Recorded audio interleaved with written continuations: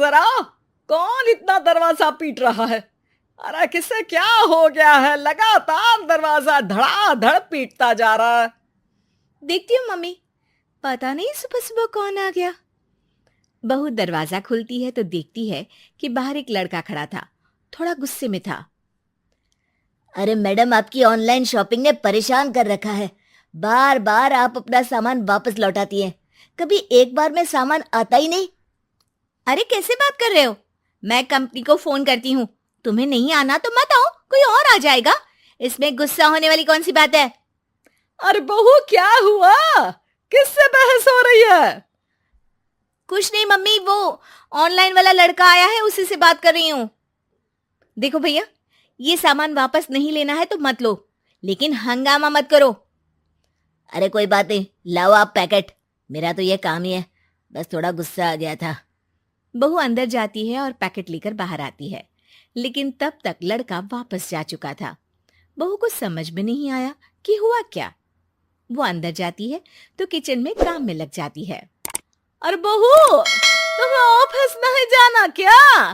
कितनी देर हो गई? किचन से आवाज आती है। जाना है, लेकिन इनका नाश्ता तो बना दूं। अरे उनकी चिंता मत करो, तुम अपना नाश्ता लेकर जाओ, मैं बना दूंगी नाश्ता। अरे तेरा ऑफिस भी तो जरूरी है ना, कितना काम करेगी? ठीक है मम्मी, जाती हूँ। रात का खाना साथ में खाएंगे। इसके बाद सास ने दरवाजा बंद कर लिया। शाम को डोरबेल बजी। सास को लगा कि बहू ऑफिस से लौट आई है, लेकिन दरवाजा खोलते ही सामने एक पुलिस वाला है। राहुल यानी कि उसके बेटे ने उससे पूछा, कौन है माँ? अरे पुलिस आई है बेटा, तुम्हारे बारे में पूछ रहे हैं। अच्छा, अभी आया माँ। आप ही राहुल है? हाँ जी, मैं ही राहुल हूँ। आपकी पत्नी का नाम विनीता है? हाँ जी, लेकिन आप ये सब क्यों पूछ रहे हैं? और कहाँ है मेरी वाइफ? देखिए, परेशान मत होइए, आपको मेरे साथ चलना होगा। मैं आपको रास्ते में पूरी बात बताता हूँ। मैं आपके साथ थाने क्यों चलूं? कोई क्रिमिनल थोड़ी ना हूं मैं। अरे मैं आपको थाने नहीं ले जाने आया हूं, बल्कि आपको मेरे साथ अस्पताल चलना है। राहुल परेशान होकर पूछता है। क्यों, क्या हुआ? देखिए, आपकी पत्नी का बड़ा एक्सीडेंट हो गया है और वो अस्पताल में भर्ती है। बस किसी तरह से आपका पता मिल सका, इसलिए हम आपको लेने आ गए। राहुल हड़बड़ी में माँ को बगैर बताए पुलिस वालों के साथ घर से निकल जाता है। सर, क्या हुआ मेरी पत्नी को? कुछ तो बताइए। देखिए, घबराइए मत, वो आईसीयू में है, अभी कुछ कहा नहीं जा सकता। कुछ देर में सभी अस्पताल पहुंचते हैं। डॉक्टर साहब, मेरी पत्नी ठीक तो हो जाएगी ना? कैसी हालत है उसकी? देखिए, अभी कुछ कहा नहीं जा सकता है। सिर में चोट है और खून बहुत बह चुका है। शायद खून की भी जरूरत पड़े। ठीक है, मैं खून देने को तैयार हूँ। ठीक है मिस्टर, लेकिन हमें सेम ग्रुप का ही खून चाहिए। अगर आपका मैच होगा तभी आपका खून काम आ सकेगा। जी ठीक है डॉक्टर साहब। तब तक राहुल की माँ भी अपने एक पड़ोसी के साथ अस्पताल पहुंच चुकी थी। अरे बेटा, क्या हुआ? बहुरी कैसी है? माँ, कुछ कहा नहीं जा सकता। अरे बेटा, परेशान मत हो। अरे बहू को कुछ नहीं होगा, वो दिल की बहुत अच्छी है। माँ बेटे बैठे हुए इंतजार कर रहे हैं। सर, आपका ब्लड मैच नहीं हो रहा है और ब्लड हमें अभी चाहिए।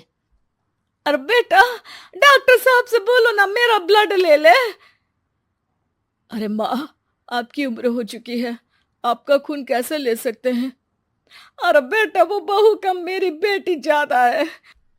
उसने दिन रात एक करके इस घर को एक डोर में बांधा हुआ है। अगर वो डोर टूट गई ना, तो मैं अपने खून का क्या करूंगी? राहुल की आंख में भी आंसू आ जाते हैं। ठीक है डॉक्टर साहब, माँ का भी ब्लड टेस्ट कर लीजिए। अगर मैच हो गया तो ठीक है, नहीं तो किसी और को फोन करता हूँ। डॉक्टर ने तुरंत ब्लड सैंपल लेकर भेज दिया। कुछ देर बाद माँ जी का ब्लड ग्रुप मैच कर गया है पेशेंट से। माँ जी तैयार है ना? माँ? क्या सोच रही हो? अरे बेटा यही कि बहू की जिंदगी के लिए अगर अपनी जिंदगी भी दांव पर लगानी पड़े तो कम है। वो दिन रात हमारे लिए लगी रहती है। हाँ माँ, वो तो है। डॉक्टर साहब, माँ रेडी है, आप ब्लड ले लीजिए। बहू की जान बच गई और उसकी घर वापसी हो गई और एक नई शुरुआत भी। अरे विनीता, नाश्ता तैयार हो गया? जी हाँ, और मम्मी का भी।